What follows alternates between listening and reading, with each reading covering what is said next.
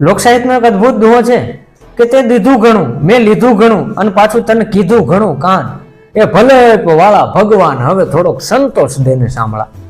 હવે આ દુહો જે કવિએ લખ્યો છે આમાં એમણે સંતોષની માગણી પ્રભુ પાસે કરી છે, ભગવાન પાસે કરી છે.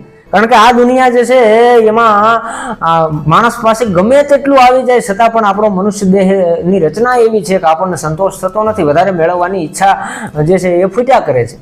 કોઈ માણસ પાસે સંપત્તિ આવી જાય તો એને સંપત્તિ હોય એના કરતાં વધુ મેળવવાની ઈચ્છા થાય છે, એના કરતાં વધુ મળી જાય તો હજી વધુ મેળવવાની ઈચ્છા થાય.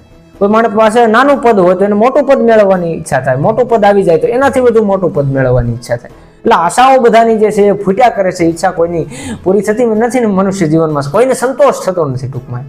એટલે કવિ આમ ભગવાનને કહે છે કે ભગવાન પ્રભુ મેં તારી પાસે ઘણું માગ્યું, તે મને ઘણું આપ્યું, પણ હવે મારે કાંઈ જોતું નથી, હવે બસ મને સંતોષ દઈ દે. એટલે એમ મેં કીધું તે દીધું ઘણું મેં લીધું ઘણું પાછું તને કીધું ઘણું કાન, તે મને ઘણું આપ્યું છતાં મેં બધું લઈ લીધું પાછું છતાં વધુ માગ્યું. એમ તે દીધું ઘણું મેં કીધું લીધું ઘણું પાછું તને કીધું ઘણું કાન એ ભલે વાળા ભગવાન હવે થોડોક સંતોષ દેને સાંભળા. આ અદભુત રચના છે. ધન્યવાદ. રામ રામ.